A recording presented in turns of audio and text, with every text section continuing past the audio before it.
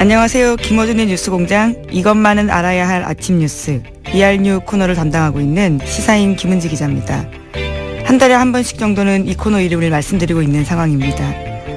이명박 박근혜 정부 시절의 국정원 적폐 의혹이 하나둘 사실로 확인되고 있습니다.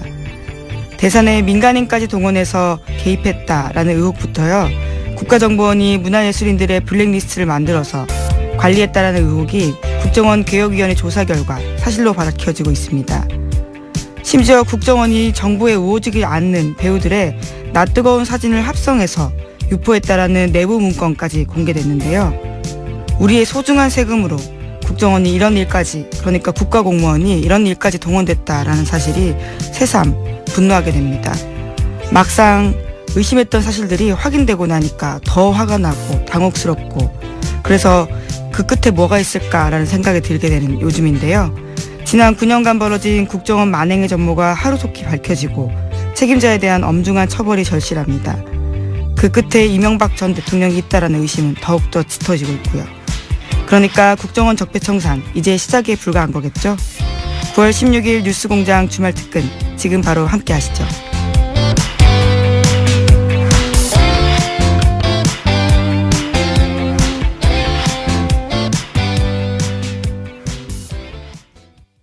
주진우 기자의 MB 프로젝트, 이번 주도 월요일 2부에 방송됐습니다. 9월 11일 월요일에 방송된 주진우 기자의 MB 프로젝트 벌써 4탄인데요. 이번에는 최순실 재산추적 프로파일러, 안홍구 전 대구지방국세청장도 함께했습니다. 다시 한번 들어보시죠.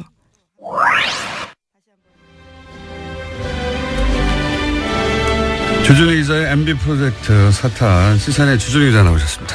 안녕하십니까. 그리고 오늘은 특별 게스트로, 저희가 전문가가 필요한 사안이라 오늘은 특별한데 그다지 특별하지 않은 항상 배에서 안홍구 전 대구지방국세청장님 나오셨습니다. 예, 안녕하십니까. 네. 오늘은 청장님은 전문가로서 주진우 기자가 확보한 문서들의 의미를 주진우 기자로서는 다 파악하지 못하는 것들이 있어요. 세금 관련이라든가 이런 거. 그 해설을 해주시기 위해서 나왔는데, 방금 배칠수 씨가 얘기했듯이 어려워요, 이야기가. 그래서 앞에 항상 저희가 간단 요약을 하고 진행합니다. 3주간 이야기를 3분 이내에 제가 간단 요약하면, 회사 다스가 있습니다. 이명박 전 대통령의 형, 공인이 된 처남 김대정 공동 명의로 된 회사입니다. 그런데 실소유주가 이명박 전 대통령이다 하는 논란이 오래전부터 있었던 회사고요. 두 번째, 이 다스에서 190억이 BBK로 갑니다. BBK라는 회사. 그리고 BBK는 최종적으로 옵셔널 벤처라는 회사가 됩니다. 그 대표 김경준 씨가 주가 조작하고 횡령 후에 미국으로 가죠. 이 사건을 BBK라고 합니다. 그런데 가기 전에 이명박 전 대통령과 가까운 투자자들만 돈을 다 돌려주고, 어차피 횡령할 거 다 횡령하지. 그 투자자들만 돈을 돌려주고 190억을 냈던 다스에는 190억 중에 50억만 돌려주고 140억은 안 돌려주고 갑니다. 그래서 다스와 김경준, 그리고 마지막 BBK의 마지막 형태는 옵셔널 투자자와 김경준 사이에 소송이 벌어지죠. 돈을 내놓으라고. 여기서 옵셔널 투자자들은 이기고 다스는 집니다. 그런데 140억은 소송에 진 다스가 가져가요. 이명박 전 대통령 재임 기간 벌어진 미스테리죠. 왜 이 돈이 글로 갔을까? 주진우 기자가 추적하다가 이유를 추정할 수 있는 문서들을 입수해서 지난 3주간 공개해 왔습니다. 예를 들면 다스 회의록. 그 돈을 돌려받기 위해서 이제 LA에 있는 찻집에서 다스의 직원, 변호사, 여기까지 정상이죠. 모여서 회의를 하는데 그 자리에 LA 총영사가 참석을 했더라. 아니, 외교관이 거기 왜 있냐? 알고 봤더니 그 외교관은 원래 BBK 변호사였던 사람이 외교관이 된 거예요. 김재수 씨라고. 그 외의 문서들도 다스가 작성을 해서 주인도 아닌, 주인도 없는, 청와대에 팩스로 보낸다든가, 혹은 거꾸로 청와대 민정에서 작성을 해서 다스에 보낸다든가, 이런 내용들입니다. 그 내용들의 목적은 다 똑같아요. 140억을 받아내라, 이거예요. 그걸 위해서 노력하는 내용들인데, 그러니까 정리를 하면 이명박 전 대통령이 자기 재산 아니라고 한 다스의 돈을 받기 위해서 청와대 민정라인과 외교부 라인을 움직였다. 이런 문서를 저희가 2주간 공개했고 지난주에는 본인 건은 아니지만 그게 이제 형과 처남의 재산이다 보니 대통령이 워낙 친인척에 대한 사랑이 깊어가지고 그럴 리가 없습니다. 깊어서 그랬던 거 아니냐 그랬더니 이제 주진우 기자가 지난주에 새로운 문서들을 들고 왔어요. 그게 아니라는 걸 보여주는. 절대 그러실 분이 아닙니다. 자, 어떤 문서를 지난주에 공개했느냐. 예를 들어서 최대 주주는 사망한 김재정 씨예요. 그렇죠? 네. 예. 김재정 씨인데 김재정 씨가 사망하게 되면 상속세를 내야 하잖아요. 네. 그런데 그 상속세를 내는 문제를 또다시 청와대가 지시합니다. 의논하고 그리고 다스에 명령을 하고 그러니까 상속세를 낼 주체는 김재정 씨의 유가족인데 그런데 이걸 또다시 청와대에서 다수와 주고받는 문서들이 등장을 했어요. 김재정 씨 가족은 아무 데도 없습니다. 그 어디에도. 김재정 씨가 사망을 하자 이명박 전 대통령 측에서 난리가 났다 이런 표현을 했잖아요. 네. 어떤 일이 있었습니까?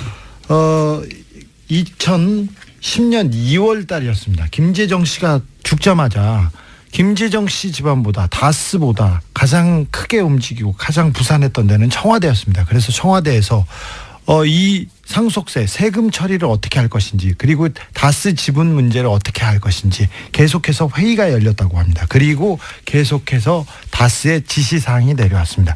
지시사항 때문에 다스에서는 서류를 만들고 회의를 해서 또 보고 내용을 계속 만들어서 계속 청와대에 올렸습니다. 그러면 다시 지시하고 그 왔다 갔다 했던 서류를 지난번에 저희가 공개했었죠. 그런데 이게 후속 보도가 없어요. 주주진 기자한테 와가지고 그 문서 좀 보여달라는 기사 있었습니까? 없었습니다. 그 어디에도 없었습니다. 왜 대단한 지금 사건이 그렇습니다. 차근차근 밝혀지고 있는 와중인데 문서를 통해서 주장이 아니라 왜 관심이 없는지 모르겠어요. 자, 제가 혹시 잘 못 알아들어서 그러실까봐 안홍구 청장님을 아예 모시고 문서를 오늘 해설해 드리려고 모셨습니다. 아예 국세청장 지낸 분이 지금 해석해 주시려고 하는 거예요. 국세청장을 하신 분이. 사실 이 사건과 청장님은 굉장히 밀접한 관련이 있어요. 왜냐하면은 도곡동 땅의 실소유주가 이명박 전 대통령이라는 전표를 직접 보신 적이 있죠? 예, 그렇습니다. 네. 그걸 직접 봐가지고 감옥 가신 거 아니에요, 나중에? 그게 본 거밖에 없는데. 그 도곡동 땅 그 전표가 다스로 이어집니다. 그렇죠. 네. 네. 그렇죠. 도곡동 땅 이야기를 하는 이유는 도곡동 땅을 팔아서 그 돈이 다스로 들어가고요. 네. 다스에서 BBK로 들어가기 때문에 도곡동 땅 주인이 BBK 주인이고 BBK 다스 주인이고 다 같은 주인이네요. 예. 이런 얘기의 출발이 도곡동 땅이거든요. 근데 그 땅의 전표를 전표 껍데기에 이명박 실소유주라고 하는 그걸 보신 바람에 지금 이렇게 좌천되어 가지고 감옥도 갔다가 결국 저희 방송까지 흘러오신 분입니다. 감옥도 1년 가셨던가요? 2년이죠. 무려 2년. 자, 그래서 이 사안과 매우 밀접한 관련해 계신 전문가십니다. 우선 본격적으로 얘기 들어가기 전에 이 문서를 보기 전에도 이명박 전 대통령의 비서였었던가요? 김유찬 씨가 써놓고 실제 출판하지 못한 책이 있었죠. 이명박 리포트라고 있었습니다.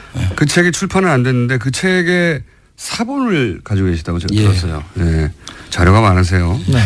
거기 보면 혹시 이 다스의 이 최대 주주로 법적으로 등록되어 있던 김재정 씨에 대한 내용이 있습니까? 예, 있습니다. 거기에 보면 그 김재정 씨가 이명박 재산의 관리인이다. 그리고 이명박 재산의 모든 것은 김재정 씨 명의로 되어 있는 모든 재산은 이명박 씨 것이다라는 내용이 들어있습니다. 에리카 김도 똑같은 증언을 하고 있습니다. 김경준 씨도 마찬가지입니다. 자, 근데 여기까지는 이제 주장이라고 할 수 있기 때문에 오늘 일방에 오늘은 이제 주준희 기자가 입수한 문서. 왜냐하면 이 문서는 다스에서 청와대로 들어간 문서. 예, 직접적인 문서죠. 예, 직접적인 문서를 기준으로 이제 얘기해 보겠습니다.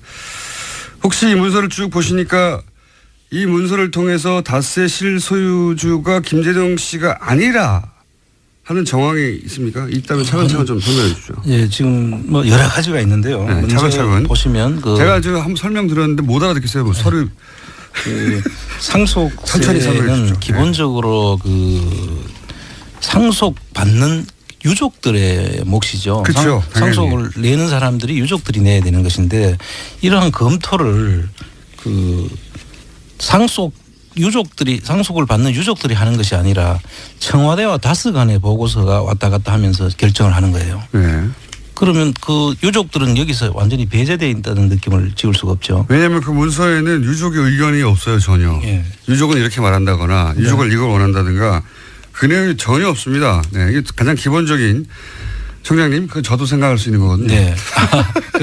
그런데 실질적으로 그 안에 보면 전혀 유족들의 의견이라 그들이 제시하는 고려 사항들을 전혀 그렇죠. 언급도 안 하고 아니 있습니다. 최대 주주인데 그렇습니다.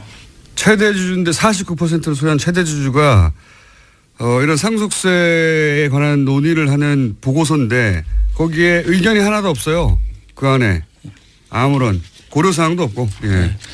그 부분이 하나 있고 두 번째가 이제 상속세 검토안에 청계재단의 김재정 씨 소유 전액을 출연하는 방안을 검토했다는 것입니다. 그 이 김재정 씨 유족들의 의견이 없는 상태에서 청계재단은 이명박 김윤옥 씨가 만든 재단이잖아요. 예. 그 재단에다가 그 김재정 씨 그 다스 지분을 전액을 출연하는 방안을 검토한 회사를 남을 줘버리는 겁니다. 그렇습니다. 자기 자녀들도 있는데 이제 물론 여러 가지 방안 중에 검토된 건데 유족들이 뻔히 있는데 이 방안들 검토된 것들 보면 재산 전체를 이명박 전 대통령에게 줘버리는 거죠. 그런 셈이죠. 네. 그런 방안들도 검토하고 있어요. 예. 뭐 이거는 상당히 의심이 가는 것인데 결국은 그 다른 문제 때문에 예. 그렇게 전액을 출연하는 것은 이루어지지 않았고 예. 5%를 이제 지원하는 걸로 최종적으로는 예. 출연한 건데 이게 그 다른 문제로 아마 이 선택을 하지 않았던 것 같고요. 이 방안이 근데 이 문서에 보면 검토됐다는 게 이제 기록으로 남아 있죠. 그렇습니다. 예. 예. 이걸 검토했다는 자체가 또 김재정 씨 재산이 아니라고 하는 것을 반증하는 거죠. 간접 정황이 되는 거죠. 예. 예. 그다음에 이제 세 번째 그렇게 많습니까? 세 번째. 또 더 있습니다. 더 있습니다. 그 다스의 김재정 씨 지분을 물납을 하게 됩니다. 여기서부터 이거 특이해요. 어려워요. 물납이라고 하는 게 뭔지부터 설명해 주세요. 이 물납이라는 전문 건 용어 워낙 말씀하시고 상속세를 현금 대신에 네. 주식으로 납부할 수 있도록 해놓은 제도예요. 물납. 예, 그런데 물건으로 이게 납부한다 이거죠. 예. 상속받은 다스의 지분으로 세금을 대신 납부할 수 있도록 해놓은 제도인데 여기도 여러 가지 요건이 필요합니다. 우선 현금이 없어야 되고 현금이 일단 없다는 게 입증돼야 되고 예, 부동산 그다음 부동산 순서가 부동산이어야 되고 그 다음에는 주식으로 납부할 수 있는데. 근데 김재정 씨 명의의 부동산이 엄청 많았죠. 엄청 많았죠. 67만 평 거의 여의도 면적에 가까운 부동산이 있는 걸로 다 본인의 알려져 명의로 돼 있던 부동산인데 요지에 있습니다. 요지. 예. 그런데 이제 그 부동산은 공유 지분으로 되어 있거나 근저당권이 설정되어 있는 경우에는 물납을 못하도록 되어 있어요. 그래서 이 일부는 그런 조건이 되는 부동산이 있었는데 그때 갑자기 30년간 장기 대출을 하면서 근저당권을 설정하게 합니다. 지난번에 제가 방송에서 말씀드렸듯이 각하는 꼭 근저당권을 설정하거나 30년 아니면 1% 몇만 원짜리 근저당도 있어요. 그러니까 돈을 은행에서 불필요한 돈을 30년간 빌린 다음에 그렇습니다. 근저당을 설정해 버리면 물납으로 할 수가 없는 상황이 되죠. 물납의 조건에 부합하지 않기 때문에 주식으로 물납할 수밖에 없도록 만드는 그러니까 꼼수죠. 쭉쭉쭉 몰고 가는군요. 그렇습니다. 네. 또 한 가지 그 말씀드리면은 김재정 씨 지분, 다스의 김재정 씨 지분을 아예 제외하고 상속세가 얼마나 나오는지를 또 검토한 그런 흔적이 있습니다. 나머지도 그렇죠. 김재정 씨 재산인데 김재정 씨를 빼고 김재정 씨의 다른 재산은 놔두고 다스의 지분만 빼고 검토한 내용이 나옵니다. 그 의미는 김재정 씨 재산인데 김재정 씨하고 전혀 상관없이 계산했다는 거 아닙니까? 그렇습니다. 예. 훌륭하네요. 또 있습니까? 또 있습니다. 그 물납을 하게 되면은 이제 그 유족들이 부담하게 될 돈을 네. 다스가 보존해줘야 될 내용을 금액을 이제 설정한 금액 또 나옵니다. 이게 어떤 의미입니까? 보존해 준다는 것은? 보존해준다는 것은 이제 김재정 씨 유족들이 물납으로 인해서 있게 되는 뭐 취득세 등록세라든지 그다음에 이제 그 증권거래세라든지 뭐 이렇게 이제 그 돈을 내야 되겠죠. 돈을 내야 되는 부분에 대해서 네. 다스가 보존해줘야 된다 이런 내용입니다. 김재정 씨 세금을 다스가 대신 보존해 준다고 그 보고서를 다른 데서 만들었습니다. 만들어가지고 그 안에 적시돼 있습니다. 그러니까 이런 말이네요. 김재정 씨 자신의 재산이면 자신이 내고 예. 다스가 보존할 이유가 없죠. 그렇습니다. 그런데 자기들이 낼 필요가 없는 세금을 냈다 치면 다스가 보존해 줘야 될 거 아닙니까? 그렇습니다. 그러니까 그 말 자체가 다스가 김재정 씨 재산이 아니란 말이죠. 그렇습니다. 예. 이 논리적으로 이해가시는지 모르겠네. 네. 예. 다스가 그러니까 이 다스에게 김재정 씨는 뭔가 일을 시킨 다음에 손해가 생기면 그 손해를 갚아주는 그런 역할을 하는 것이었던 겁니다. 그렇죠. 다스 예. 그러니까 앞에서 이야기한 그 김유찬 씨 책에 나온 내용이라든지 에리카 김이 한 이야기라든지 그런 걸 다 여기서 유추해 볼 수 있는 그런 자료들이죠. 중요한 자료라고 생각합니다. 또 있습니까? 뭐 내용은 쭉 계속 아는데 일부 예. 30수밖에 안 났습니다. 다스가 정리를 이명박 대통령의 차명재산으로 의심되는데 국민들이 그럴 수도 있지 뭐 차명재산을 좀 가질 수도 있지 근데 좀이 아니라 다스는 엄청 10조 가까이 되는 가치가 있는 회사고요. 그리고 차명재산이 이명박 것이라고 이게 판명된다면 그게 대통령직을 박탈할 수도 있는 그런 범죄 행위이기도 했어요. 그때 당시에 국정감사에서 문재인 비서실장이 이런 비슷한 내용을 얘기하기도 했었습니다. 자, 이 문서 기준으로 보자면 한 가지만 여쭤볼게요. 다스가 김재정 씨 소유입니까? 이 내용으로 보면은 다스 김재정 씨 소유라고 할 수가 없죠. 여기까지 하겠습니다. 안원구 주진우 기자였습니다. 주진우 기자의 MB 비자금 추적 영화가 언론의 외면에도 불구하고요. 흥행하는 저력을 보여주고 있습니다. 심지어 국회 대정부 질문에서는 이명박 전 대통령 비자금 의혹에 대한 수사 촉구가 이어지기도 했습니다. 박상기 법무부 장관 같은 경우에도 긍정적인 답변을 내고 있는데요. 검찰의 수사 시작될 수 있을까요? 청취자 여러분의 관심부터 시작될 수 있다고 생각합니다. 뉴스공장 최고의 인기 코너 정의당 노회찬 원내대표의 노르가즘입니다. 매주 수요일 8시 10분에 방송되는데요. 9월 13일 수요일 노르가즘 방송분 엑기스만 모았습니다. 다시 한번 들어보시죠.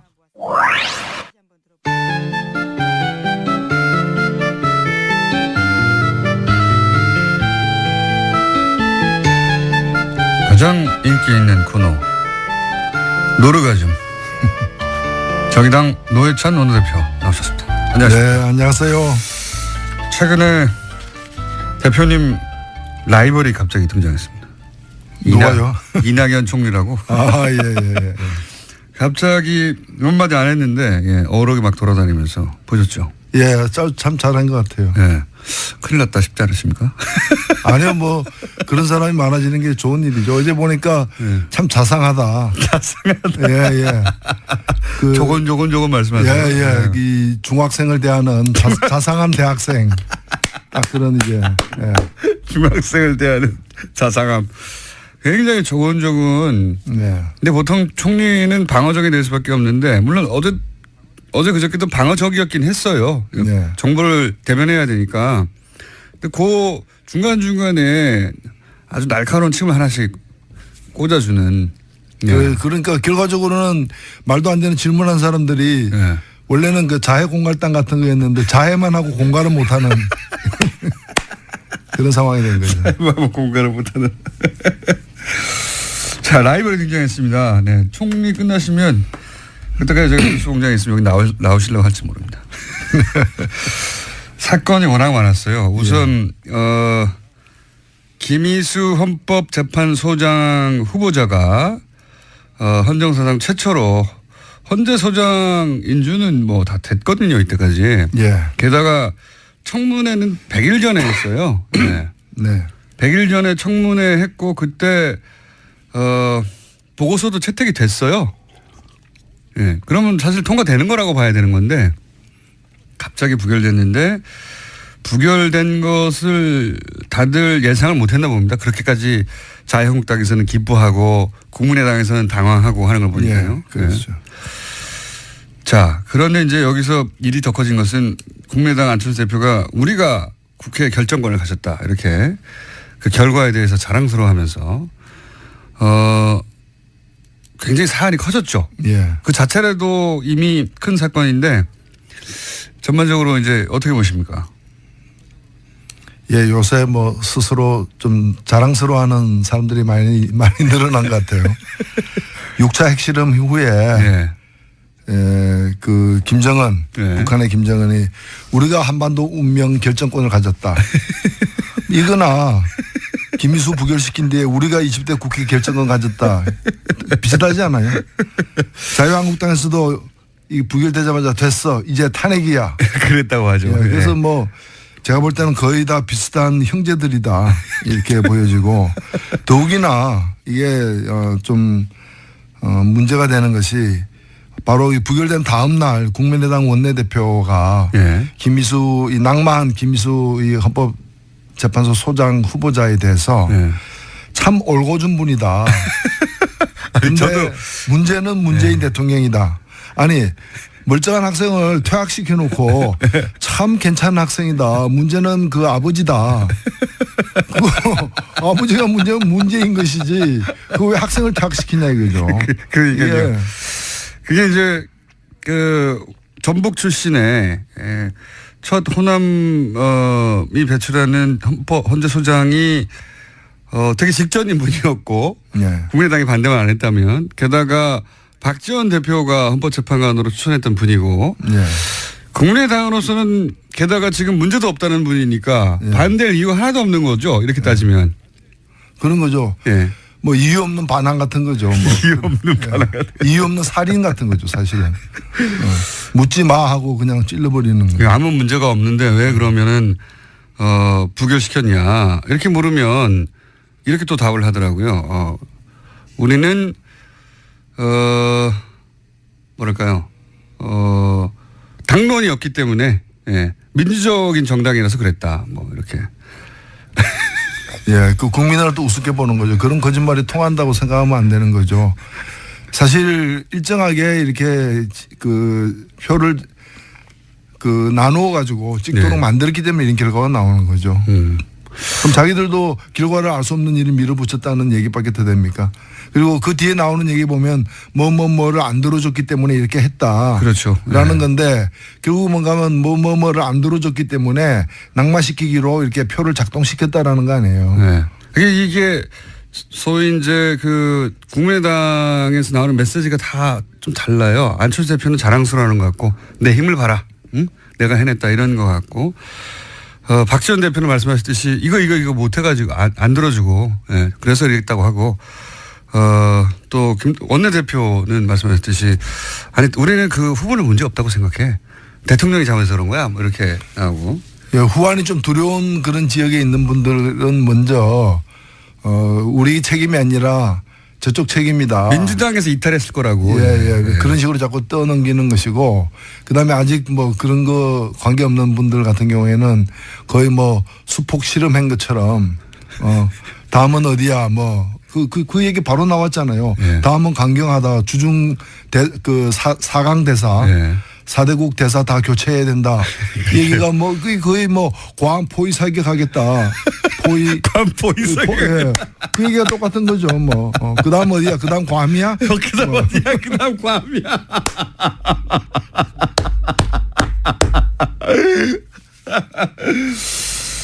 자, 그 김희수 재판관은 그런데 또 한 축의 사법부 수장, 예.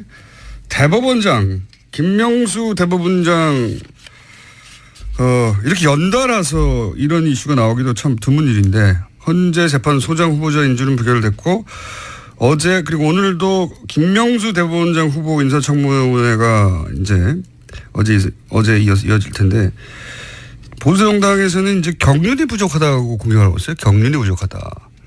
경찰서장 하다가 갑자기 총장 될 수 없는 거 아니냐, 뭐 이런 식의. 그 비슷한 얘기가 있었죠. 아니 대학도 안 나오고 상고 나왔는데 웬 대통령이냐. 네, 그랬었죠. 예, 그래서 거기서 대통령이 2명이나 나왔잖아요. 예. 아니 저도 이 얘기 듣고 바로 생각난 게 예. 아니 자기들은 군인하다가 바로 대통령 된 사람 3명이나 배출했으면서 예비군복도 안 입어보고. 그러니까요. 정치 하나도 안 하고 그랬으면서 이게 평생 법을 한 분한테 할 말이 아니다 싶은데. 그러니까 국회의원들 중에 국민보다도 우리 국민들 평균 수준 이하인 분들이 많은 거죠. 우리 국민들은 이런 얘기 안 하지 않습니까? 이 말도 안 되는 그런 이제 낡은 봉건적 어떤 사고를 갖고 있는 거고요. 저는 김명수 후보는 최고의 선택이라고 봅니다. 사실 지금 우리나라 사법부가 OECD에서 가장 자기 국민들이 그 신뢰를 못 받는 맞습니다. 최하위 어떤 네. 그런 상황이고 그다음에 전체 법관에 대한 조사를 갖다가 해봐도 사법부 수뇌부의 네. 그런 전횡에 대해서 비판의 모습이 대단히 높습니다. 사법부의 재판관들도 사법부 최고 그 소위 대법원장이나 지도부를 믿지 않아요. 이걸 바꾸기 위해서는 대법관을 안 해본 사람이 해야 돼요. 오히려. 그렇죠. 네. 구질서에 물들어가지고 떳떳하게 이걸 계획을 추진하지 못할 사람들이 많기 때문에 제가 볼 때는 몇 번 이제 대통령이 이제 그 요청했지만 사양한 분도 계시고 한데 네. 결과적으로는 사실은 굉장히 좋은 선택을 한 거예요. 네. 근데 저는 우리 국민들이 고맙게 생각했는데 이분 출연에 대해서. 보수정당에서는 그렇게 생각하지 않는 것 같고. 근데 이런 예는 없었거든요. 예전에 무슨 각종 비리라든가 땅 문제라든가 재산 문제라든가 부동산 이런 걸로 주로 공격을 받았어요. 모든 후보들이 거의 일관되게. 근데 이분은 그게 없다 보니까 경륜이 부족하다고 하는 논리가 지금 튀어나온 겁니다. 그 경륜이라는 게 왜 위장 전입 경륜도 없고 경력도 없고 왜 탈세 경력도 없고 왜 병력 미필의 그 불법적인 예. 그런 경력이 없느냐. 없어서 우리를 왜 이렇게 당황스럽게 만드느냐 이런 거 아닐까요? 자, 김명수 대법원장 후보자에 대해서 인사청문회 오늘도 있습니다. 네. 오늘도 관심 있으신 분들은 지켜봐 주시고. 그리고 뭐 이분에 대해서 우리법연구회 자꾸 그 얘기를 하는데 이 우리법연구회가 무슨 불순단체처럼 맞아요. 이렇게 네. 마치 그거 연관돼 있으면 나쁜 것처럼 보이는 얘기를 하는 게 이건 매도하는 거라 봅니다. 이 좀 찾아보시면 알겠지만 우리법연구회라는 게 우리가 1987년 이제 6월 항쟁으로 이렇게 민주주의가 시작됐지 않습니까? 근데 사법부만큼은 6월 항쟁 이후에도 과거 전두환 시절에 임명된 그런 대법원장 체제가 그대로 맞습니다. 유지됐어요. 예. 그래서 여기에 젊은 판사들이 반기를 들어가지고 그 우리법연구회라는 이제 법원 내에 학술 조직이 만들어진 건데 사법 저는 체계를 뒤집지 못하니까 내부적으로 그죠? 그렇죠. 네. 저는 그럼 그 88년에 우리법연구회에도 이런 말 안 올린 사람들은 도대체 누구냐? 거꾸로 나는 우리법 그 당시에 우리법연구회에 안 들어갔다면 그게 문제가 될지언정 그 들어간 게 왜 문제가 되느냐 이거죠. 또 있습니다. 제가 보기에는 이 사안은 여러 뉴스에 묻혔는데 사실은 정치 지형에 미치는 영향으로는 지금까지 얘기한 뉴스보다 훨씬 큽니다. 김무성, 유승민 의원이 이제 키스 사진이 화제가 됐어요. 네. 예. 어제 하태경 최고위원 나와가지고 그게 이제 자발적으로 한 게 아니라 그 사진 뒤에 보면 양쪽에서 끌어당겨서 강제로 시킨 거다. 예, 라고. 이게 키스에 대한 모독이죠. 예, 사랑하지 않으면 키스를 하지 말아야 되는데 뭐 죽음의 키스도 아니고. 죽음의 키스. 예, 이거는 보는 사람으로 하여금 성적 수치나 혐오를 조장할 수 있는 그런 장면이었습니다. 크게 동의하고요. 크게 동의하고. 근데 이제 그 키스로 그 사진만 노출됐기 때문에 두 양반이 사이가 좋은가 보다. 이런 이미지를 유포하였으나 실제로는 그 뒤에 그 어떤 알력 다툼, 세력 다툼을 보면 현재 통합파 언제부터 이렇게 되는지 모르겠습니다만 지금은 분명한 통합파. 그러니까 자유한국당과 다시 어떤 형식으로든 연대하거든 합쳐야 한다는 통합파를 이끌고 있고 김무성 대표가. 그리고 아니다. 우리 스스로 힘을 길러서 우리가 보수의 중심이 되고 시간이 걸리더라도 그렇게 가야 된다. 자강파, 유승민. 이렇게 갈라져 있는 겁니다. 게다가 그 앞에는 유승민 계로 자강파의 선두주자 혹은 가장 강성 의원이었던 이해운 대표는 날아가고 갑자기. 날아가면서 그 권력의 공백 이 두 파가 막 부딪히고 있는 거예요. 누가 이기냐에 따라서 바른정당이 뽀개지거나 합쳐지거나 사라지거나 이럴 수도 있는. 그러니까 원래 이 당 내에는 우리가 알다시피 그 통합파와 그다음에 자강파의 네. 그 대립과 갈등이 이렇게 내재돼 있었는데 네. 겉으로는 잘 안 드러났죠. 네. 근데 이제 이해운 대표가 물러나면서 물러났다기보다는 밀려났다고 강판당했다고 해야 되겠죠. 네. 그러면서 비대위원장을 뽑거나 뽑아서 한 6개월 가거나 아니면은 직무대행을 세운 다음에 한 달 이내에 전당대회를 열어서 그렇죠. 새 대표를 뽑거나 새 지도부까지 이제 둘 중에 하나를 택해야 되는데 어떤 경우든 간에 이제 내재돼 있던 두 파의 어떤 대립과 갈등이 표면화될 수밖에 없는. 왜냐하면 이제부터는 누가 잡는가에 따라서 자강으로 굳혀지거나 당분간 아니면은 통합이 빨라지거나 이런 이제 그 일정표가 이제 앞당기게 된 거죠. 그렇죠. 그래서 더욱 지금 갈등이 이제 더 가속화되고 있는 거 아닌가. 이건 바른정당만의 문제로 끝나는 게 아니고 만약에 통합파가 이긴다는 것은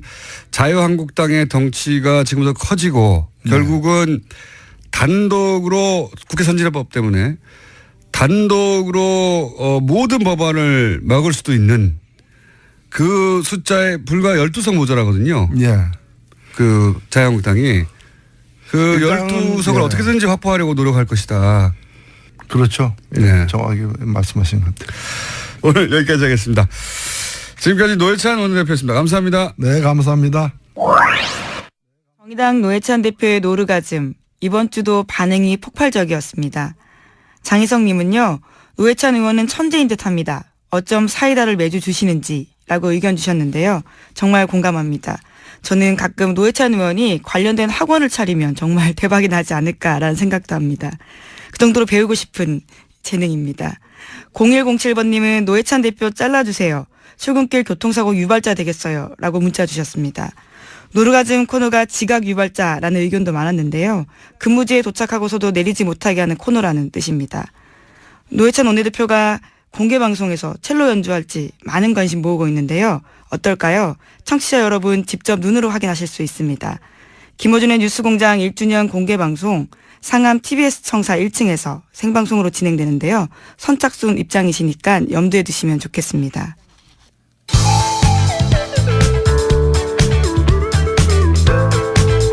뉴스의 깊이가 다릅니다. 최고의 뉴스 생산자 김어준입니다. 국군의 날을 현행 10월 1일이 아닌 광복군 창설일인 9월 17일로 변경해야 한다는 논의가 시작돼서 주목을 끌고 있습니다. 이준식 근현대사 기념관 관장의 지난 13일 수요일 2부 인터뷰 다시 한번 들어보시죠.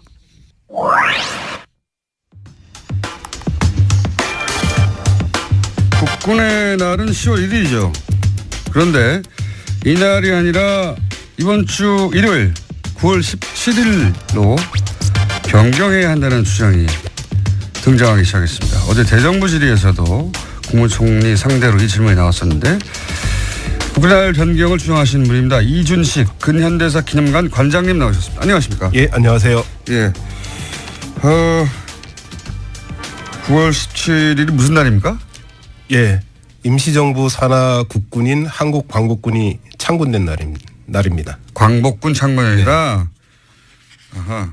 그러니까 이제 국군이 아니라 광복군 이제 독립운동을 하던 광복군이 처음 만들어진 날이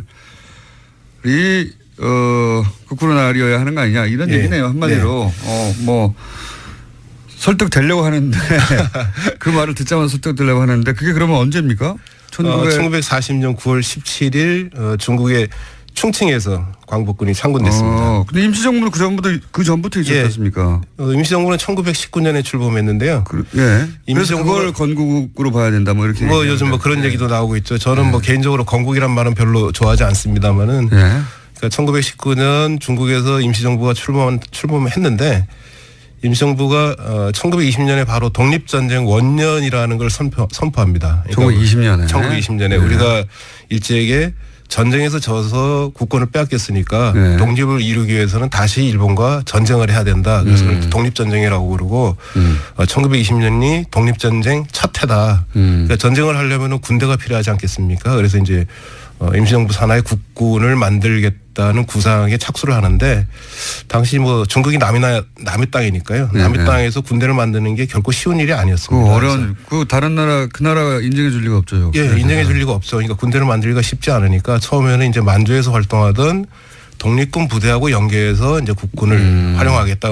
임시정부하고 무관하게 독자적으로 움직이던 독립군을 만주 독립군을 임시정부 산하로 편대를 시켜서 편입을 시켜서 이제 국군을 만들겠다 그런 구상을 이제 갖기도 했는데 이게 쉽지 않았습니다. 그래서 국군을 만든다는 게 임시정부에 모인 독립운동가들의 아주 오랜 꿈이었는데요. 그렇겠죠. 네, 당연히. 꿈이 이제 1940년에 실현이 된 겁니다. 그래서 임시정부 산하 국군으로 이제 한국 광복군을 창건하게 되죠. 정식으로 군대를 만드는 겁니다. 그렇군요. 사실 다른 나라의 사례를 보더라도 모든 망명 정부가 그 나라에서 정부를 두지 못하고 망명하게 되는 망명 정부가 결국은 이제 그 자기들 원래 땅을 점령하고 있는 그 뭐 식민 본국이든 또는 뭐 그 순간 침략해온 나라든 간에 그 상대에서 이런 군대를 만들려고 하죠. 네. 군대가 없으면은 싸워서 다시 찾을 수가 없으니까. 근데 이제 우리는 1940년에 임시정부가 광복군을 공식적으로 창건했다. 창건하였다. 그렇군요. 그럼 실제 그때 부대라고 할 만한 인원도 있었습니까?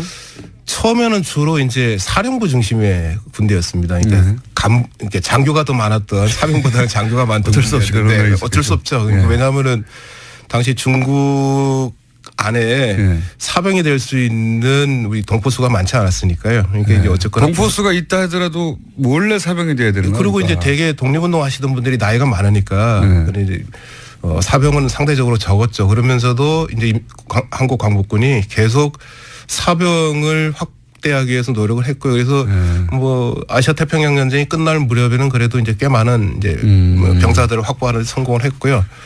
그런데 중국 입장에서 보자면 자기 땅에 다른 나라의 군대가 창군됐다고 주장하는 거 아닙니까? 그리고 실체가 지금 뭐 적더라도 생겨버리기 시작하면 가만두진 않았을 것 같은데요. 이게 많이 알려지기로는 이제 중국 국민당 정부가 임시정부와 한국 광복군을 적극적으로 지원했다고 알려져 있는데, 근데 사실은 견제를 많이 했습니다. 왜냐하면 자기 땅에서 군대 만들겠다 그러는데 누가 좋아하겠습니까? 그렇죠. 그러니까 처음에는 이제 견제를 많이 했습니다. 그래서 견제하는 방법이 한국 광복군을 만들 때 중국 국민당 군의 통제 아래 두겠다. 요즘 말로 하면 통수권, 작전권이죠. 그러니까 통수권을 중국 정부가 갖는다는 조건으로 한국 광복군을 승인하려고 하니까 굉장히 뭔가 서글픕니다. 왜냐하면 그렇죠. 지금도 한국은 미국의 전시작전권 문제하고 이제 연동이 되는 거죠. 가지고 있었는데 임시정부가 창군할 때부터 중국이 또 작전권을 행사하겠다고. 그래서 이제 임시정부에서 단안을 내립니다. 중국 국민당 정부의 승인이 없는 상태에서 광복군을 창군하는 거죠. 그런데 창군을 했다고 하더라도 활동을 하려면 중국 국민당 정부의 지원을 받아야 되는데 중국 국민당 정부가 지원하기는커녕 계속 이제 견제를 하니까 방해를 하니까요. 할 수 없이 광복군의 통수권을 중국 국민당에게 넘겨줍니다. 굴욕적인 거죠. 사실 따지고 보면. 그래서 뭐 이해 갑니다. 저는. 그래서 그렇지 않을 방법이 또 도리가 별로 없어요. 그래서 한 2, 3년에 걸쳐서 임시정부하고 광복군이 그 통수권을 되찾기 위해서 굉장히 애를 많이 씁니다. 지금의 역사의 복사판이네요. 그래서 1944년에 드디어 통수권을 찾아옵니다. 그래서 44년에 정말 임시정부의 국군으로 되는 거죠. 선배들이 훨씬 낫네요. 4년 만에 찾아왔습니다. 4년 만에 찾아왔으니까 굉장한 성과죠. 그러면 지금 국군의 날은 10월 1일은 뭘 기념하기 위해서 된 겁니까? 지금 뭐 두 가지 이야기가 있습니다. 하나는 1950년, 그러니까 6.25 전쟁 와중이죠. 6.25 전쟁 때 육군 제3사단이 38선을 처음 돌파해서 북진에 성공한 날이다. 그래서 그날을 기리기 위해서 이제 10월 1일을 1956 이승만 정부 때입니다. 이승만 정부 때 10월 1일을 국군의 날로 이제 지정했다는 얘기가 하나 있고요. 또 하나는 1954년인가요? 53년인가요? 미국 워싱턴에서 한미 상호 방위 조약이 체결되는데 이게 10월 1일입니다. 그래서 10월 1일이 어쨌거나 뭐 의미 있는 날이다. 그래서 1956년에 처음으로 국군의 날로 지정을 했습니다. 그러니까 뭐 38선 돌파한 것도 의미는 있지 않습니까? 38선 돌파도 뭐 의미가 있고 한미 상호 방위 조약이 체결된 것도 뭐 의미가 있긴 하죠. 근데 그런 날이기 때문에 국군의 날로 지정하는 데는 좀 충분하지 않다는 생각이 들고요. 사실 국군의 날 하면은 보통 무슨 날 한글 했던 날을 한글날이라고 하는 거죠. 예, 제헌절 하면 마찬가지고요. 그러니까 이것도 국군의 날 하면 당연히 막연히 이제 국군이 창설된 날인가 보다 생각하고 있었거든요. 국군이 뭐 창설되거나 아니면 국군의 역사가 시작된 날로 그렇죠. 정하는 게 맞다고 생각을 합니다. 그래서 근데 38선을 돌파한 날이군요, 이게. 예. 그래서 뭐 그 국군이 역사가 시작된 날을 찾다 보니까 그래도 광복군 창건일이 뭐 가장 어울린다 뭐 그런 생각이 드는 거죠. 당연히 그런 데 있어서 문제는 없을 것 같은데 네. 그 자연스럽고 당연한 것 같거든요. 애초에 광복군이 1940년에 창설이 되고 중국과 군사협정도 맺었고 미군과 당시 공동작전도 했다면 규모는 작더라도 했다면 그게 국군의 뿌리가 확실하니까 한글도 지금 한글하고 똑같지는 않거든요. 되돌아가면 문자도 달라요. 어법도 다르고 하지만 그때 창설 만들어진 게 확실하니까. 근데 이 보수 진영에서는 반대한다고 그러는데 왜 반대하는 겁니까? 보수 진영에서 반대하는 건 이게 건국절 논란하고 이제 직결이 되어 있는데요. 보수 진영에서는 대한민국의 역사가 1948년 8월 15일부터 시작됐다고 얘기하지 그렇군요. 않습니까? 그 전에는 이게 창설됐다고. 그러니까 독립운동과 대한민국 건국은 무관하다고 얘기하니까요. 그러니까 뭐 국군의 날도 광복군 창건일로 할 이유가 없다는 거죠. 당연하네요. 네. 그걸 인정하는 순간 48년이 아니라 40년대부터 군대가 있었다고 해야 되니까요. 그 거슬러 올라가면은 광복군이 창건되기 이전에 독립군의 무장투쟁을 인정을 해야 되고 그게 싫은 거죠. 독립군의 무장투쟁을 인정하기 싫은 이유는 뭐라고 보십니까 보수 진영에서? 그러니까 대한민국 건국은 독립운동과 무관하다고 보는 겁니다. 그러면 독립운동 때문에 대한민국이 건국된 게 아니라 흔히 말하는 이제 건국 세력이라고 그러죠. 건국 세력에 의해서 대한민국이 건국됐다고 주장을 하고 싶은데 그 건국 세력이라는 게 내용을 보면은 두 부류입니다. 하나는 친일파고 하나는 정치 깡패입니다. 그렇습니까? 예. 정치 깡패 얘기도 많이 나오긴 합니다. 정치 깡패가 이른바 이 건국 과정에 반공 반탁 운동을 주도한 세력 중에 하나거든요. 그러니까 우리는 정치 깡패라고 하지만 그쪽에서는 이제 애국 세력이라고 하겠죠. 그 애국 세력에 있었기 때문에 대한민국 건국이 가능했다 이렇게. 지금 가스판 들고 그렇죠. 아스팔트에 나오시는 분들이 있었잖아요. 프로판 가스통을 들고. 그 뿌리죠. 그걸 생각하시면 될 것 같아요. 한쪽에는 그분이 애국 세력인 것이고 또 이제 무관한 제3자가 보기에는 정치 깡패 아니냐. 그런 세력과 친일파가 소위 이제 이승만 정권의 탄생의 핵심 역할을 했던 사람들이다. 근데 이제 이런 얘기 많이 하죠. 우리 보수 진영의 뿌리가 친일파에 딱 있는 거 아니냐. 친일파라는 말을 하기 싫으니까 그걸 이제 건국 세력이라는 말로 미화하는 거죠. 그런데 이런 반론도 제가 본 적이 있어요. 이게 왜 이렇게 연결되는지는 잘 논리적으로 저 머릿속에 구성은 안 되는데 국군의 날을 그렇게 바꾸면 대한민국이 한반도 유일의 합법 정부라는 사실이 그 사실의 의미가 퇴색된다. 왜 퇴색되는지 모르겠지만 하여튼 그렇게 주장합니다. 저도 잘 모르겠는데 그런 주장을 하더라고요. 그러면서 북한의 정통성을 주게 된다. 이것도 왜 이런지는 모르겠는데 북한의 정통성을 주는 건 오히려 지금 국군의 날 아닌가요? 북한에서는 지금 독립운동은 자기들이 주로 했다고 주장하는 거죠. 그건 사실이에요. 그러니까 북한보다 더 오랜 역사를 갖고 있는 게 지금 대한민국에서 강조하는 독립운동이거든요. 그러니까 1919년에 대한민국이 출범했다고 하는 것보다 더 정통성을 인정받을 수 있는 근거가 어디 있습니까? 그러니까 인민군 창설되기 전에 무슨 소리냐. 지금 광복군이 있었는데. 광복군이 창건됐다고 하는 게 훨씬 더 정통성 문제에서 유리한 거죠. 근데 그 왜 스스로 불리한 쪽을 택하려고 하는지 저도 잘 모르겠습니다. 지금 주장은 불리해요. 왜냐하면 친일파가 합참 군을 통솔했던 군대를 가지고 정통성을 주장하려고 하는 거니까요. 북한에서는 어쨌든 독립운동을 하던 쪽이 북한 쪽 사이드에서는 군의 기본 창설 단위가 됐기 때문에 그 점에 있어서는 불리하죠. 바꿔야 되는 거였고. 대한민국이 한반도 유일한 합법정부라는 거 의미를 퇴색시킨다. 이게 무슨 주장입니까 이건? 어떻게 이해하셨어요? 그 이제 보수 세력에서 흔히 그렇게 얘기하는데요. 그러니까 해방되고 난 다음에 이제 정부가 수립되는 과정에서 유엔에서 결의를 합니다. 한반도에서 총선거를 해서 정부를 구성해라. 근데 원래 유엔 결의안에는 한반도 전체에서 선거를 해가지고 정부를 구성하도록 돼 있는데 이게 잘 안 됩니다. 북쪽에서 이 선거를 거부하거든요. 그래서 이제 다시 유엔에서 그러면은 가능한 선거가 가능한 남쪽에서만 그러면 총선거를 해서 정부를 구성하라고 했습니다. 그래서 나중에 유엔 결의안에 보면은 선거가 가능한 지역에서의 유일한 합법 정부 이렇게 돼 있습니다. 한반도에서 유일한 합법 정부가 아니라. 한반도에서 유일한 합법 정부가 아니라 근데 보수 세력에서는 그걸 자꾸 이제 한반도 유일의 합법 정부라고 해석을 하는 건데요. 정확하게 문구가 어떻게 되어 있냐면은 선거가 가능한 지역에서의 유일한 합법 정부 그리고 영어 표현에 주목을 하면요. 정부입니다. 가버먼트입니다. 국가가 아니라.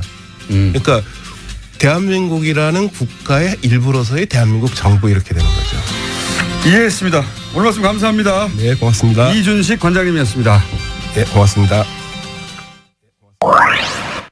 네, 많은 청취자들께서 국군의 날 변경이 필요하다는 이준식 관장의 주장에 호응해 주셨는데요. 9160님께서는 예비역 소령인데 9월 17일 국군의 날을 격려 지지한다라는 의견 주셨습니다. 다른 나라의 경우 식민지나 점령지에서 해방되면 가장 먼저 하는 일이 민족 반역자를 처단하는 일입니다. 하지만 우리의 과거는 안타깝게도 그러지 못했는데요. 해방 이후에 친일 청산을 제대로 이루지 못했습니다. 단 한 명의 친일 부역자도 제대로 처형하지 못했기 때문입니다. 이제라도 친일 청산을 제대로 해야 한다라는 여론이 높은데요. 올바른 기념일을 찾고 제대로 기념하는 일부터 그 첫걸음이 될 수 있습니다. 네, 주말 특근으로 보내주신 소중한 문자를 제대로 소개해드리지 못했었는데요. 주말 특근 방송 중에 도착했던 문자들도 소개해드리겠습니다.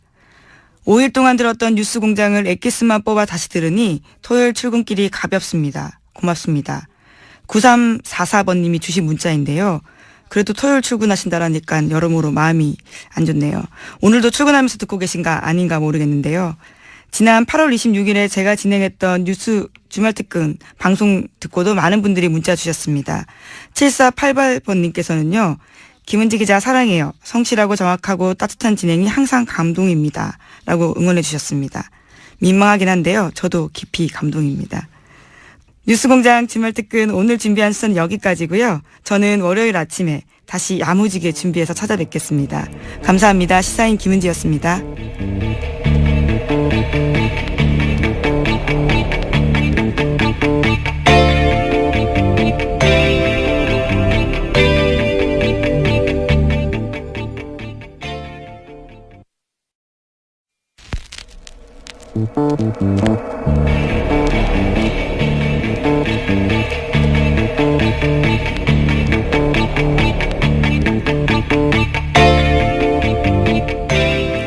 안녕하세요. 김어준의 뉴스공장 이것만은 알아야 할 아침 뉴스 ER뉴 코너를 담당하고 있는 시사인 김은지 기자입니다. 한 달에 한 번씩 정도는 이 코너 이름을 말씀드리고 있는 상황입니다. 이명박 박근혜 정부 시절의 국정원 적폐 의혹이 하나둘 사실로 확인되고 있습니다. 대선에 민간인까지 동원해서 개입했다라는 의혹부터요. 국가정보원이 문화예술인들의 블랙리스트를 만들어서 관리했다라는 의혹이 국정원 개혁위원회 조사 결과 사실로 밝혀지고 있습니다. 심지어 국정원이 정부에 우호지기 않는 배우들의 낯뜨거운 사진을 합성해서 유포했다라는 내부 문건까지 공개됐는데요. 우리의 소중한 세금으로 국정원이 이런 일까지, 그러니까 국가공무원이 이런 일까지 동원됐다라는 사실이 새삼 분노하게 됩니다. 막상 의심했던 사실들이 확인되고 나니까 더 화가 나고 당혹스럽고 그래서 그 끝에 뭐가 있을까라는 생각이 들게 되는 요즘인데요. 지난 9년간 벌어진 국정원 만행의 전모가 하루속히 밝혀지고 책임자에 대한 엄중한 처벌이 절실합니다. 그 끝에 이명박 전 대통령이 있다라는 의심은 더욱더 짙어지고 있고요. 그러니까 국정원 적폐청산 이제 시작에 불과한 거겠죠. 9월 16일 뉴스공장 주말특근 지금 바로 함께 하시죠.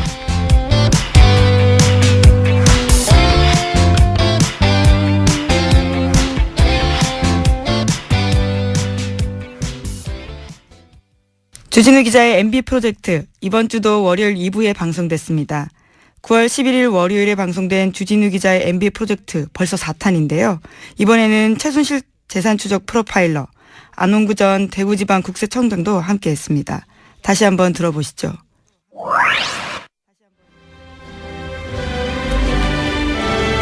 주진우 기자의 MB 프로젝트 4탄 시사인의 주진우 기자 나오셨습니다. 안녕하십니까.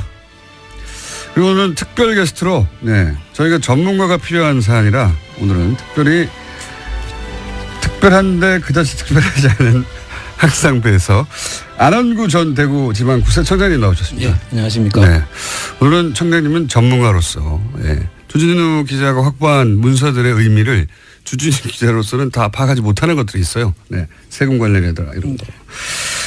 그 해설을 해 주시기 위해서 나왔는데 방금 배칠수 씨가 얘기했듯이 어려워요 이야기가. 그래서 앞에 항상 저희가 간단 요약을 하고 진행합니다.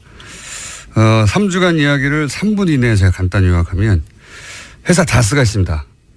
이명박 전 대통령의 형 공인이 된 처남 김대정 공동 명의로 된 회사입니다. 그런데 실소유주가 이명박 전 대통령이다 하는 논란이 오래전부터 있었던 회사고요. 두 번째, 이 다스에서 190억이 BBK로 갑니다. BBK라는 회사. 그리고 BBK는 최종적으로 옵셔널 벤처라는 회사가 됩니다. 그 대표 김경준 씨가 주가 조작하고 횡령 후에 미국으로 가죠. 이 사건을 BBK라고 합니다. 그런데 가기 전에 이명박 전 대통령과 가까운 투자자들만 돈을 다 돌려주고 어차피 횡령할 거 다 횡령하지. 그 투자자들만 돈을 돌려주고 190억을 냈던 다스에는 190억 중에 50억만 돌려주고 140억은 안 돌려주고 갑니다. 그래서 다스와 김경준 그리고 마지막 BBK의 마지막 형태는 옵셔널 투자자와 김경준 사이에 소송이 벌어지죠. 돈을 내놓으라고. 여기서 옵셔널 투자자들은 이기고 다스는 집니다. 그런데 140억은 소송에 진 다스가 가져가요. 이명박 전 대통령 재임 기간 벌어진 미스테리죠. 왜 이 돈이 글로 갔을까? 주준우 기자가 추적하다가 이유를 추정할 수 있는 문서들을 입수해서 지난 3주간 공개해 왔습니다. 예를 들면 다스 회의록. 그 돈을 돌려받기 위해서 이제 LA에 있는 찻집에서 다스의 직원, 변호사, 여기까지 정상이죠. 모여서 회의를 하는데 그 자리에 LA 총영사가 참석을 했더라. 아니 외교관이 거기 왜 있냐. 알고 봤더니 그 외교관은 원래 BBK 변호사였던 사람이 외교관이 된 거예요. 예, 김재수 씨라고. 그 외의 문서들도 다스가 작성한. 이 중학생을 대하는 자상한 대학생. 딱 그런 이제. 중학생을 대하는 자상함. 굉장히 조곤조곤. 근데 보통 총리는 방어적이 될 수밖에 없는데 물론 어제 그저께도 방어적이었긴 했어요. 정보를 대변해야 되니까. 근데 그 중간중간에 아주 날카로운 침을 하나씩 꽂아주는. 그러니까 결과적으로는 말도 안 되는 질문한 사람들이 원래는 그 자해 공갈당 같은 거였는데 자해만 하고 공갈을 못하는 그런 상황이 된 거죠. 자해만 공갈을 못하는. 자, 라이벌이 등장했습니다. 네, 총리 끝나시면 그때까지 제가 뉴스공장에 있으면 여기 나오시려고 할지 모릅니다. 사건이 워낙 많았어요. 우선 김희수 헌법재판소장 후보자가 헌정사상 최초로 헌재소장 인준은 뭐 다 됐거든요. 이때까지. 게다가 청문회는 100일 전에 했어요. 네. 100일 전에 청문회 했고 그때 보고서도 채택이 됐어요. 예. 그러면 사실 통과되는 거라고 봐야 되는 건데 갑자기 부결됐는데 부결된 것을 다들 예상을 못했나 봅니다. 그렇게까지 자유한국당에서는 기뻐하고 국민의당에서는 당황하고 하는 걸 보니까요. 그렇죠. 자, 그런데 이제 여기서 일이 더 커진 것은 국민의당 안철수 대표가 우리가 국회 결정권을 가졌다 이렇게 그 결과에 대해서 자랑스러워하면서 굉장히 사안이 커졌죠. 그 자체라도 이미 큰 사건인데 전반적으로 이제 어떻게 보십니까? 요새 뭐 스스로 좀 자랑스러워하는 사람들이 많이 늘어난 것 같아요. 6차 핵실험 이후에 그 김정은 북한의 김정은이 우리가 한반도 운명 결정권을 가졌다. 이거나 김희수 부결시킨 뒤에 우리가 20대 국회 결정권 가졌다. 비슷하지 않아요?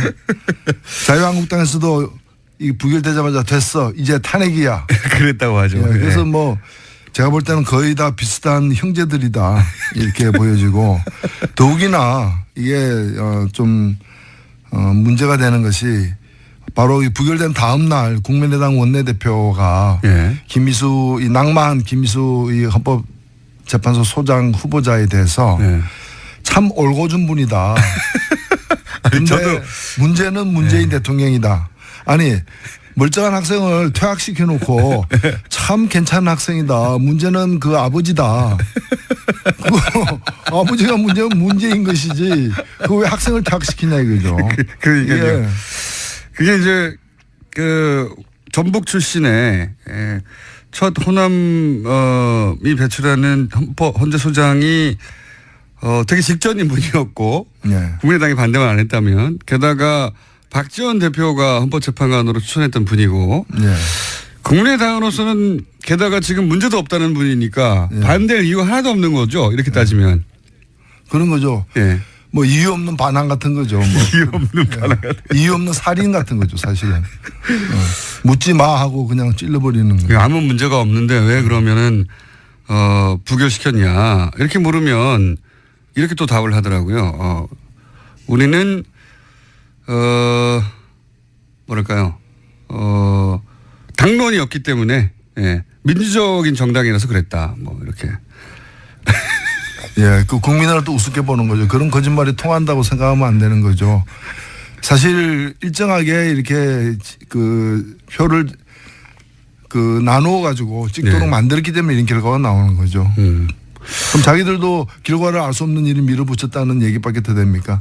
그리고 그 뒤에 나오는 얘기 보면 뭐를 안 들어줬기 때문에 이렇게 했다. 그렇죠. 라는 건데 결국 뭔가 하면 뭐를 안 들어줬기 때문에 낙마시키기로 이렇게 표를 작동시켰다라는 거 아니에요. 이게 소위 이제 국민의당에서 나오는 메시지가 다 좀 달라요. 안철수 대표는 자랑스러워하는 것 같고 내 힘을 봐라. 응?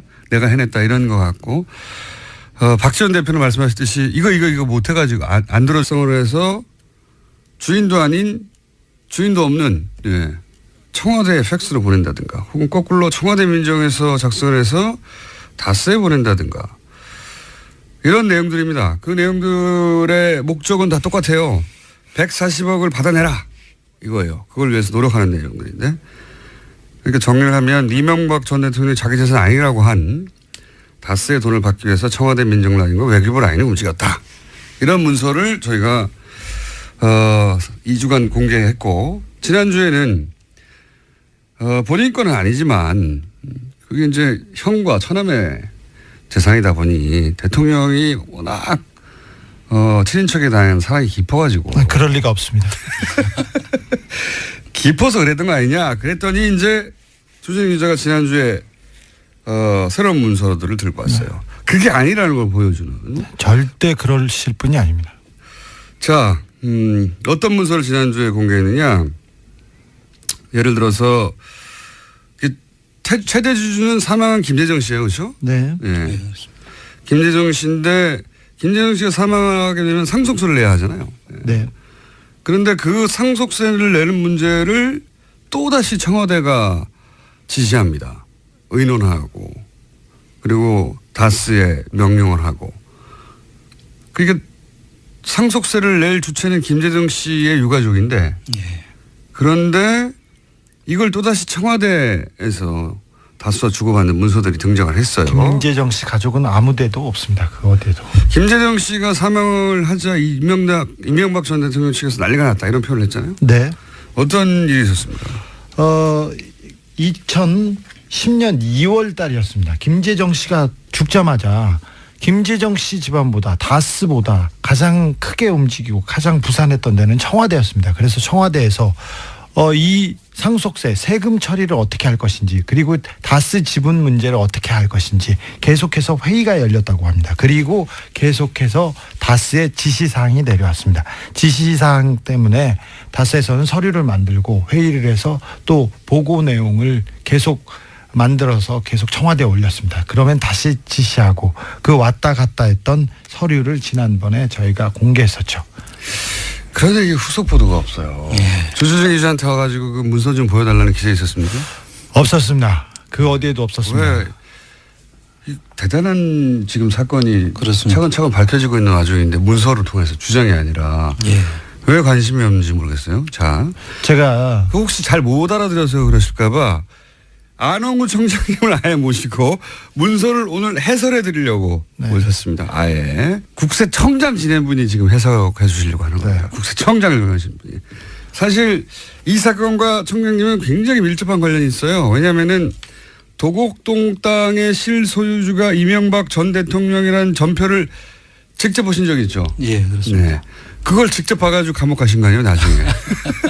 그게 본 거밖에 없는데. 그 도곡동 땅 그 전표가 다스로 이어집니다. 그렇죠. 네. 네. 그렇죠. 도곡동 땅 이야기를 하는 이유는 도곡동 땅을 팔아서 그 돈이 다스로 들어가고요. 네. 다스에서 BBK로 들어가기 때문에 도곡동 땅 주인이 BBK 주인이고 BBK 다스 주인이고 다 같은 주인이에요. 예. 이런 얘기의 출발이 도곡동 땅이거든요. 근데 그 땅의 전표를 전표 껍데기에 이명박 실소유주라고 하는 그걸 보신 바람에 지금 이렇게 좌천되어 가지고 감옥도 갔다가 결국 저희 방송까지 흘러오신 분입니다. 감옥도 1년 가셨던가요? 2년이죠. 무려 2년. 자, 그래서 이 사안과 매우 밀접한 관련해 계신 전문가십니다. 우선 본격적으로 얘기 들어가기 전에 이 문서를 보기 전에도 이명박 전 대통령의 비서였었던가요? 김유찬 씨가 예. 써놓고 실제 출판하지 못한 책이 있었죠. 이명박 리포트라고 있었습니다. 예. 그 책이 출판은 안 됐는데 그 책의 사본을 가지고 계시다고 제가 예. 들었어요. 네. 자료가 많으세요. 네. 거기 보면 혹시 이 다스의 30년 아니면 1% 몇만 원짜리 근저당도 있어요. 그러니까 돈을 은행에서 불필요한 돈을 30년간 빌린 다음에 그렇습니다. 근저당을 설정해 버리면 물납으로 할 수가 없는 상황이 되죠. 물납의 조건에 부합하지 않기 때문에 주식으로 물납할 수밖에 없도록 만드는 그러니까 꼼수죠. 쭉쭉쭉 몰고 가는 거군요. 그렇습니다. 네. 또 한 가지 더 말씀드리면은 김재정 씨 지분, 다스의 김재정 씨 지분을 아예 제외하고 상속세가 얼마나 나오는지를 또 검토한 그런 흔적이 네. 나옵니다. 나머지도 그렇죠. 김재정 씨 재산인데 김재정 씨를 빼고 예. 김재정 씨의 다른 재산은 놔두고 다스의 지분만 빼고 검토한 내용이 나옵니다. 네. 그 의미는 김재정 씨 재산인데 김재정 씨하고 전혀 상관없이 계산했다는 말이죠. 그렇습니다. 예. 훌륭하네요. 또 있습니까? 또 있습니다. 그 물납을 하게 되면은 이제 그 유족들이 부담하게 될 돈을 네. 다스가 보존해줘야 될 내용을 금액을 이제 설정한 금액 또 나옵니다. 이게 어떤 의미입니까? 보존해 준다는 것은?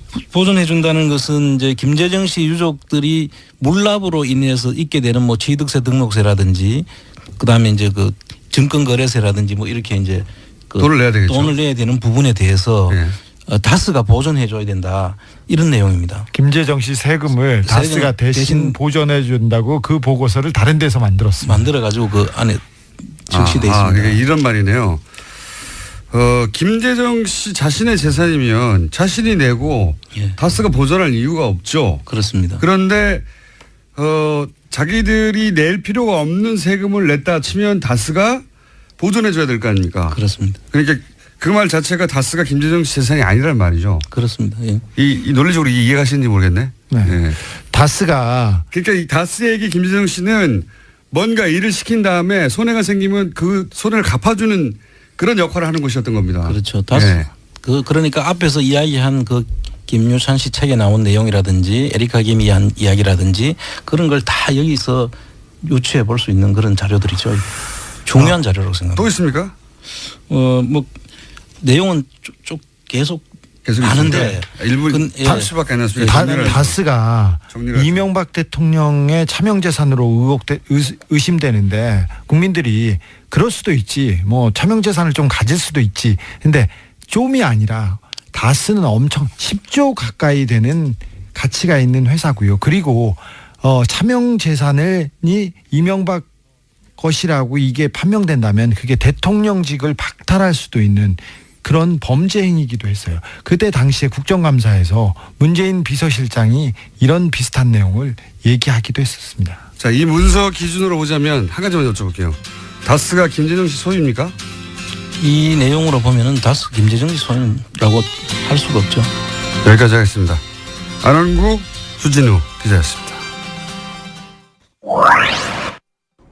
주진우 기자의 MB 비자금 추적 영화가 언론의 외면에도 불구하고요. 흥행하는 저력을 보여주고 있습니다. 심지어 국회 대정부 질문에서는 이명박 전 대통령 비자금 의혹에 대한 수사 촉구가 이어지기도 했습니다. 박상기 법무부 장관 같은 경우에도 긍정적인 답변을 내고 있는데요. 검찰의 수사 시작될 수 있을까요? 청취자 여러분의 관심부터 시작될 수 있다고 생각합니다. 뉴스공장 최고의 인기 코너 정의당 노회찬 원내대표의 노르가즘입니다. 매주 수요일 8시 10분에 방송되는데요. 9월 13일 수요일 노르가즘 방송분 엑기스만 모았습니다. 다시 한번 들어보시죠.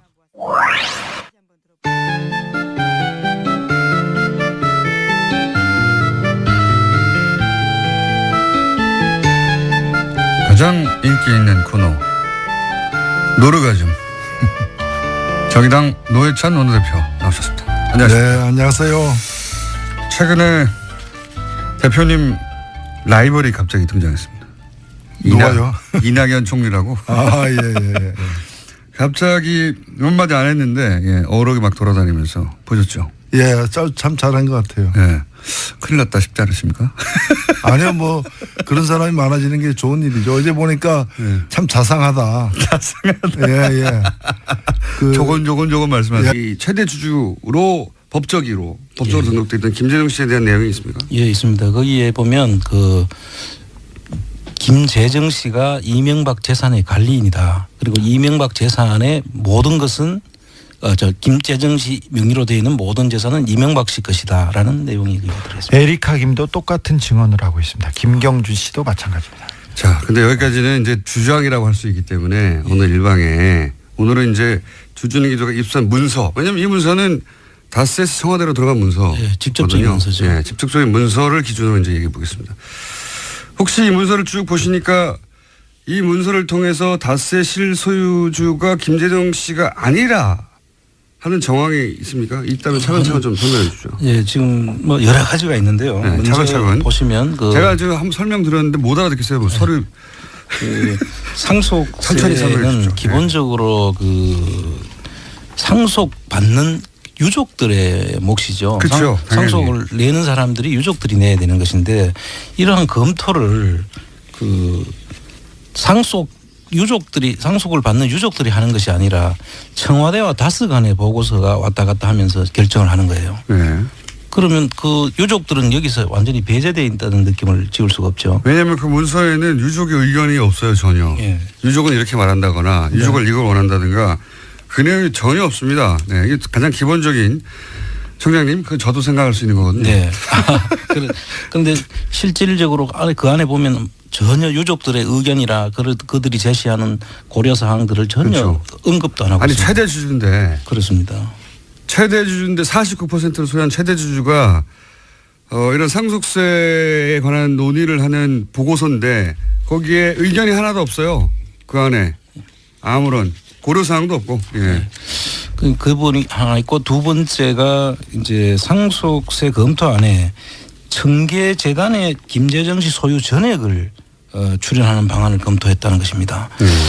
이 김재정 씨 유족들의 의견이 없는 상태에서 청계재단은 이명박 김윤옥 씨가 만든 재단이잖아요. 예. 그 재단에다가 그 김재정 씨 그 다스 지분을 전액을 출연하는 방안을 검토한 회사를 남을 줘버리는 겁니다. 그렇습니다. 자기 자녀들도 있는데 이제 물론 여러 가지 방안 중에 검토된 건데 유족들이 뻔히 있는데 이 방안들 검토된 것들 보면 재산 전체를 이명박 전 대통령에게 줘버리는 거죠. 그런 셈이죠. 네. 그런 방안들도 검토하고 있어요. 예. 뭐 이거는 상당히 의심이 가는 것인데 결국은 그 다른 문제 때문에 예. 그렇게 전액을 출연하는 것은 이루어지지 않았고 예. 5%를 이제 지원하는 걸로 최종적으로는 예. 출연한 건데 이게 그 다른 문제로 아마 이 선택을 하지 않았던 것 같고요. 이 방안이 근데 이 문서에 보면 검토됐다는 게 이제 기록으로 남아 있죠. 그렇습니다. 예. 예.